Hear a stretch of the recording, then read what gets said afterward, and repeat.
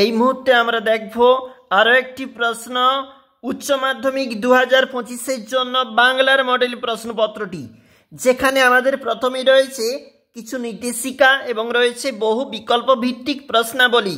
1×18 ফুটপাতে হাঁটা তার বেশি প্রয়োজন হয় না কার? উত্তর হবে মৃত্যুঞ্জয়ের। মৃত্যুঞ্জয়ের ধুলোমলিন সিল্কের জামা এখন অদৃশ্য হয়েছে। শ্রাদ্ধ করার জন্য তারা খপর দেয় মহানাম সৎপতিকে। উৎসব কাঠ কাটা শেষ করে উৎসব কাঠ কাটল 2.5 মণ। বুড়িকে হরিবল বলতে শুনেছিল।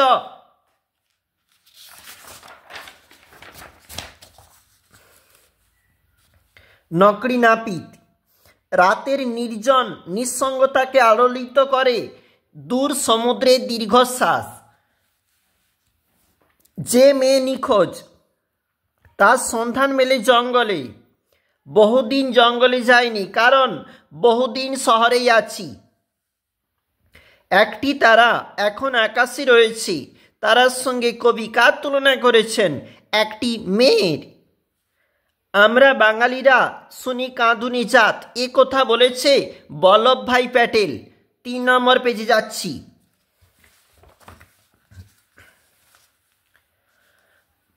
ট্রামের ছবি নিয়ে যে লোকটি ঢোকে তার মুখে শোনা যায় ঠাং ঠাং আওয়াজ।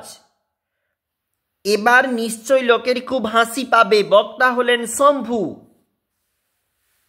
সেই রাতে চিৎকার উঠেছিল কৃতদাসদের জন্য আটলান্টিসে। তুলনামূলক ভাষাবিজ্ঞানের সূত্রপাত করেন স্যার উইলিয়াম জোন্স। মান্য মুখের মান্য বাংলার অর্ধ স্বরধ্বনি হল 4টি। ভারতের কোনো প্রাদেশিক ভাষায় প্রথম ব্র্যান্ড হল মুহিনের ঘোড়াগুলি। এরপর দেখো কি বলেছে। ভারতীয় বর্ষপঞ্জি সংস্কার যে বিজ্ঞানী করেন মেঘনাদ সাহা। বাংলার ক্রিকেটের জনকরূপে পরিচিত সারদারঞ্জন রায়চৌধুরী। এরপরে আমাদেরকে বলেছে 1×12 একটা কাজ করে দিতে হবে ভাই। কাকে কি কাজ করে দেওয়ার আবেদন জানানো হয়েছিল। তারপরই দেখা গেল অদ্ভুত দৃশ্য। অদ্ভুত দৃশ্যটি কি? নদীর তীক্ষ্ণ শীতল ঢেউ এসে নামলো শিকার কবিতা থাকতে। আমি দেখি কবিতা থাকতে দেওয়া রয়েছে প্রশ্ন। আমি দেখি কবিতায় কবির চোখ ও দেহ কি কামনা করে। চিনিলাম আপনারে, কবি নিজেকে চিনলেন আঘাতে বেদনায়। আমি তা পারি না, বক্তা কি পারেন না। উপসর্গ কাকে বলে? ন্যূনতম জোড় শব্দ। জোড় কাকে বলে? শব্দ জোড়। তাই অনেক ভেবে চিন্তে একটা প্যাঁচ বের করেছি। কোন প্যাঁচ বের করে কথা বলা হয়েছে? এটা নাটক থাকতে। এরপরে দেখো, এই হাসিও পাবে না। কোথায় ঘরের মধ্যে জীবনকে উপলব্ধি করা যাবে না, না পাওয়া যাবে বলে বক্তার মনে করেন।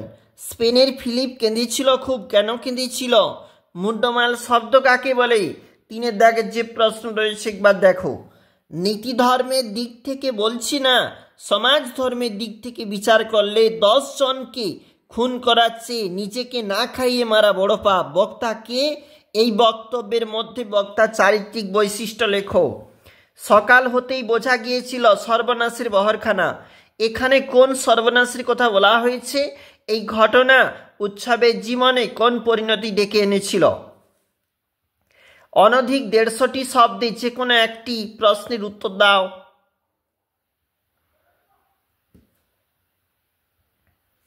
দেখো কি বলেছে। রূপনারায়ণের কুলে জেগে উঠিলাম। কে জেগে উঠলেন? জেগে ওঠার আসল অর্থ কবিতাটির মধ্যে কিভাবে প্রকাশিত? আগুন জ্বলল। আবার শব্দটির প্রয়োগে তাৎপর্য ব্যাখ্যা করো। দ্বিতীয়বার আগুন জ্বলার কারণ কি ছিল? অনধিক 150 শব্দে। আবার বলেছে, দেখো কি বলেছে।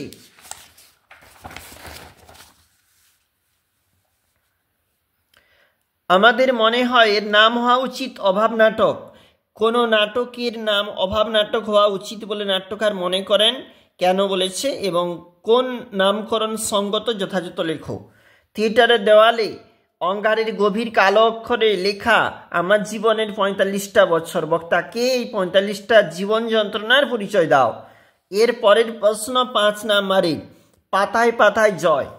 জয়োৎসবের ভোজ বানাতো কারা? পাতায় পাতায় কাদের জয় লেখো। জয়োৎসবের ভোজ যারা বানাতো তাদের প্রতি কবির কি মনোভাব প্রকাশ পেয়েছে? গুরু নানকের হাতের ছাপ ওতে আজও লেগে রয়েছে। গুরু নানকের হাতের ছাপ কোথায় লেগে রয়েছে এবং ঘটনাটি বর্ণনা করো।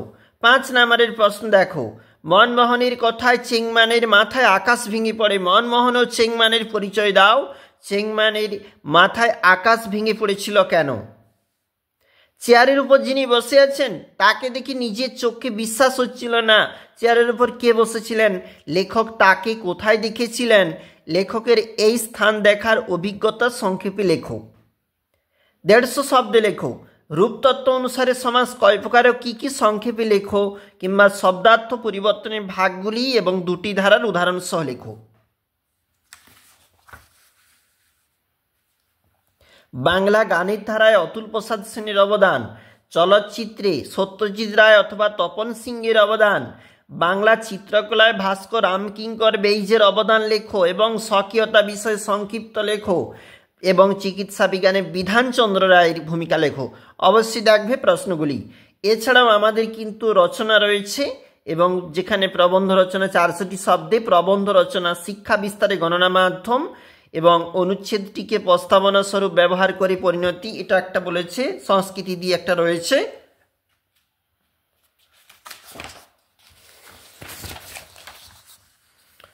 এরপরে 10-এর দাগে 3-এর প্রশ্ন, প্রতিপক্ষে যুক্তিক্রম বিন্যাস করে প্রবন্ধ রচনা। বিতর্কের বিষয়, পরীক্ষায় প্রাপ্ত নম্বর সাফল্যের চাবিকাঠি বা মাপকাঠি নয়। এটা রয়েছে, পক্ষে রয়েছে, লেখা রয়েছে, একবার দেখবে। এবং শেষেরটা কিন্তু গুরুত্বপূর্ণ, এখানে আমাদের রয়েছে শঙ্খ ঘোষ। তোমরা এই ধরনের প্রশ্ন লেখার জন্য উচ্চ মাধ্যমিকে কিন্তু একটাই রচনা পড়বে, আমরা কিন্তু বলে দিচ্ছি। একটু সেদিকটা দেখিয়ে দিই, তারপরে বলছি। এটা বাদ বাকি অংশ রয়েছে, কর্মজীবন, সাহিত্য চর্চা, প্রবন্ধের বই, ছোটদের বই, কবির বৈশিষ্ট্য, কবি বৈশিষ্ট্য, খ্যাতনামা পুরস্কার। দেখো, উচ্চ মাধ্যমিক যারা পরীক্ষার্থী রয়েছে তারা পরীক্ষার জন্য একটাই ফরম্যাট প্রস্তুত করবে, তাহলে হয়ে যাবে। রচনা কিন্তু একটাই হবে। দেখো, এখানে আমরা একটু তুলে ধরেছি। উচ্চ মাধ্যমিক পরীক্ষায় একটাই মাত্র 10-এর দাগের 4-এ, অর্থাৎ শেষ যে রচনা ওটাই তোমরা করবে।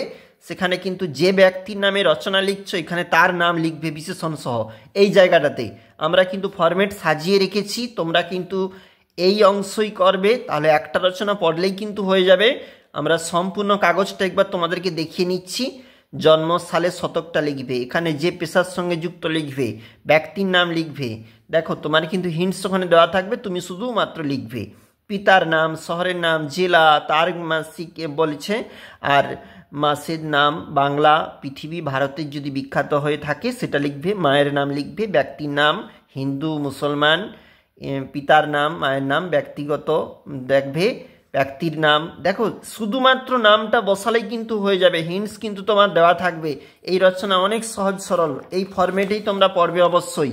কর্মজীবন, পেশার নাম এগুলো শুধুমাত্র পুট করলেই হয়ে যাবে, কিন্তু এই ফরম্যাটটা তোমরা ভালো করে পড়ে রাখবে।